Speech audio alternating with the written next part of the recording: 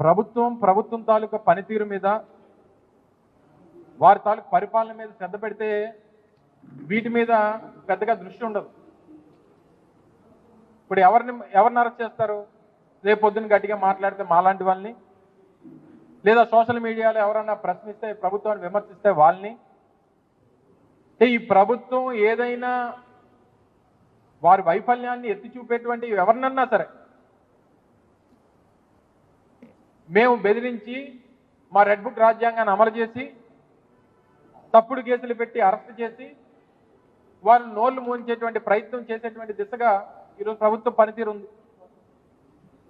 So ప్రభుత్వం వారి తాలూకా పని మీద శ్రద్ధ లేనప్పుడు, ఇచ్చినటువంటి మాట నిలబెట్టుకునేటువంటి పరిస్థితులు లేనప్పుడే ఇలాంటి పరిస్థితులకి వారు దిగజారుతారు. సరే, వీటన్నిటి కూడా చట్టాలు, మా న్యాయస్థానాలు ఇవన్నీ ఉన్నాయి, వాటిలో పోరాటం చేస్తాం. తప్పకుండా ప్రభుత్వాన్ని మాత్రం నిలదీసేటువంటి విషయంలో ఎప్పటికీ కూడా వైఎస్ఆర్ కాంగ్రెస్ పార్టీ వాళ్ళు ఎంతమంది అరెస్ట్ చేసినా వెనకడిగేసేటువంటి ప్రసక్తే ఉండదు అనేటువంటి విషయాన్ని మరొకసారి ఈ సందర్భంగా తెలియజేస్తా ఉన్నాం.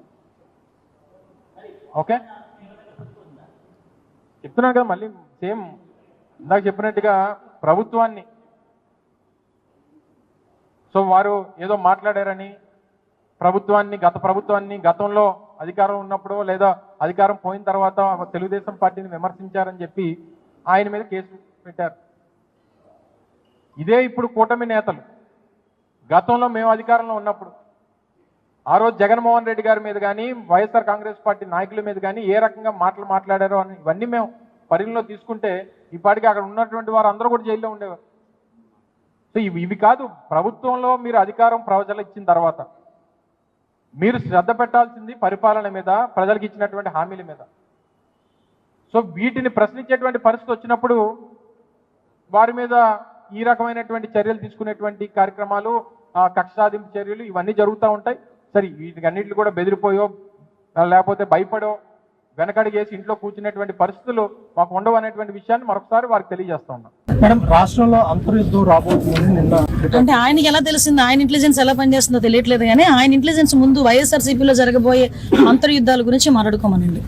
ఆ అంతర్యుద్ధాల గురించి మాట్లాడుకుంటే తర్వాత మా అంతర్యుద్ధాల గురించి తర్వాత అతను మాట్లాడవచ్చు. కానీ ఒకటి మాత్రం క్లియర్గా చెప్తున్నానండి, నాకు నోరు ఉంది కదా, నోటికి వచ్చినట్టు మాట్లాడేస్తాను అని అనుకోవడానికి ఇంతకు ముందు గవర్నమెంట్ కాదు. ప్రజల్ని రెచ్చగొట్టే విధంగా మాట్లాడడం కానీ, సమాజంలోని ఇబ్బందులు పడే విధంగా, సమాజంలో ప్రజలు కూడా ఇబ్బంది పడే విధంగా కనుక మాట్లాడే పరిస్థితి ఉంటే కనుక వాళ్ళ మీద ఎట్టి పరిస్థితి చట్టపరమైన చర్యలు తీసుకోవడానికి ఎక్కడా కూడా బ్యాక్ స్టెప్ వేసే పరిస్థితి అయితే ఉండదు. ఒకటి మాత్రం చాలా క్లియర్గా గుర్తుంచుకోవాలి, ఇది మీ గవర్నమెంట్ కాదు. నోటికి వచ్చినట్టు బూతులు మాట్లాడతాము, నోటికి వచ్చినట్టు ఏది మాట్లాడినా చెల్లుబాటు అయిపోతుంది, మమ్మల్ని ఎవడు ఏమి చేయలేడు అనుకునే గవర్నమెంట్ కాదు. ఇది ఎన్డీఏ గవర్నమెంట్. ఎన్డీఏ గవర్నమెంట్లో తప్పు చేసిన వాడు ఎవడైనా కూడా శిక్ష ఒకలాగే ఉంటుంది. నువ్వు నోటికి వచ్చినట్టు రెచ్చగొట్టే విధంగా మాట్లాడతాము, దానికి మాకు సంబంధం లేదు, మీరు మమ్మల్ని ఏమి చేయలేరంటే కనుక ఊరుకునే ప్రసక్తి అయితే ఉండదు. లీగల్గా అడ్వైస్ తీసుకుంటాము, డెఫినెట్గా చట్టపరమైన చర్యలు అయితే తీసుకుంటాం. అంటే దాని గురించేనే రీసెంట్గా గౌరవ చంద్రబాబు నాయుడు గారితో ఒక మీటింగ్ కూడా ఏర్పాటు చేసుకోవడం జరిగిందండి. పీపీలు, ఏపీపీలు మొత్తం అన్ని కూడా మేము అన్ని ఫిల్ చేసుకోవటం ఒక ఎత్తు అయితే, ఈ ప్రాసిక్యూషన్కి సంబంధించి ఎవిడెన్స్ సబ్మిట్ చేయడంలో ఫోరెన్సిక్ డిపార్ట్మెంట్ కూడా లేట్ చేయకుండా వితిన్ 5 daysలోనే ఫోరెన్సిక్ రిపోర్ట్ ఇవ్వడానికి కానీ, డాక్టర్స్ దగ్గర నుంచి ఓన్ సర్టిఫికేట్స్ రావడం కానీ, ఇవన్నీ కూడా మేము టార్గెట్ పెట్టుకున్నామండి. ఈరోజు 100 రోజుల్లో కన్విక్షన్ పడాలి అని మేము టార్గెట్ పెట్టుకున్నాం. ఆ టార్గెట్ ఫుల్ఫిల్ అవ్వడానికి మా ఇన్ఫ్రాస్ట్రక్చర్ మేము డెవలప్ చేసుకుంటున్నాం. At the same time legal టీమ్ని కూడా మేము కొంచెం స్ట్రెంథెన్ చేసుకునే పరిస్థితులు మేము ఈరోజు ఉన్నాం. అంటే స్క్రిప్ట్ ఎవరిది చదివినా శిక్ష అయితే అతనికే కదా పడుతుంది. అనుభవించే రాజు ఆయనే కదా, అది వేరే కదా. అది ఏదైనా చదవచ్చు, కానీ అనుభవించే రాజు ఆయనే కదా అవుతున్నాడు. ఓకేనండి, నేను ఒకటి అడుగుతున్నానండి మిమ్మల్ని, డైరెక్ట్ క్వశ్చన్. పోసాని మాటల్ని టాలరేట్ చేసి అయ్యో పాపం అనుకునే ఒక్క మనిషిని తీసుకురండి, మేము ఆలోచిస్తాం ఒకసారి మాట్లాడడానికి. పోసాని మాటలు ఇష్టానుసారంగా మాట్లాడిన తర్వాత సభ్య సమాజం తలదించుకునే విధంగా, సాధారణంగా అనకూడదు కానీ ఇల్లిటరేట్స్ కూడా అలాంటి మాటలు మాట్లాడుకోరు. సో అవతల వాళ్ళకి మనోభావాలు దెబ్బతిన్నాయి, వాళ్ళ ఆత్మగౌరవాలు దెబ్బతిన్నాయి. పోలీస్ కేసు పెట్టారు, యాజ్ పర్ లా మేము వెళ్ళాం. ఇందులోని టార్గెటెడ్ ఏముంది? వాళ్ళు ఏం మాట్లాడలేదా? వాళ్ళు అటువంటి కామెంట్స్ చేయలేదా?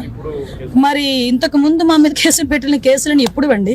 చంద్రబాబు నాయుడు గారికి మీద కేసు పెట్టారు కదా, అది ఎప్పుడు? అది 53 రోజులు తైల్లో పెట్టారు చంద్రబాబు నాయుడు గారిని తీసుకెళ్లి ఆ రోజు. అంటే ఒకటి ఎప్పుడు కాదు, మాకు కేసుకి మాకు వచ్చింది, కేసు వచ్చింది, మేము యాక్షన్ తీసుకోవాలి, డెఫినెట్ గా తీసుకుంటాం. మేము కూడా అంటే విషయం ఏంటంటే ప్రభుత్వాన్ని కుట్ర చేయబోతున్నారు అనేది కంప్లైంట్ కూడా వచ్చింది. అంటే అదేనండి, ఇందాక మీకు చెప్పాను, ఏది పడితే అది మాట్లాడడానికి అవ్వదండి. డెఫినెట్ గా నీకైతే వాక్ స్వతంత్రం ప్రజాస్వామ్యంలో అంబేద్కర్ గారు ఇచ్చారు, కానీ ఎలా పడితే అలా మాట్లాడమని ప్రజాస్వామ్యంలోని కూడా రాజ్యాంగంలో కూడా లేదు. అంటే అవతల వాళ్ళని రెచ్చగొట్టే విధంగా మాట్లాడడం కానీ, ప్రభుత్వాలని రెచ్చగొట్టే విధంగా మాట్లాడడం కానీ, ప్రజలను రెచ్చగొట్టే విధంగా మాట్లాడే పరిస్థితులు ఉంటే కనుక కంపల్సరీగా చట్టపరమైన చర్యలు తీసుకుంటాం. రెడ్ బుక్ పరంగా మేము వెళ్ళాలి అనుకుంటే ఈరోజు వైఎస్ఆర్సీపీ నాయకులు ఎవరు రోడ్ల మీద తిరగరండి. దయచేసి మీరు కూడా అర్థం చేసుకోవాలి. మేము యాజ్ పర్ లా వెళ్తున్నాము, యాజ్ పర్ వాళ్ళు ఎవరైనా కంప్లైంట్ ఇస్తే కంప్లైంట్ బేస్ చేసుకొని వెళ్తున్నాము. పోసాని గారి మీద సుమారుగా 17 కేసులు, దగ్గర 17 కేసులు, రాష్ట్రం మొత్తం మీద 17 కేసులు ఫైల్ అయి ఉన్నాయి.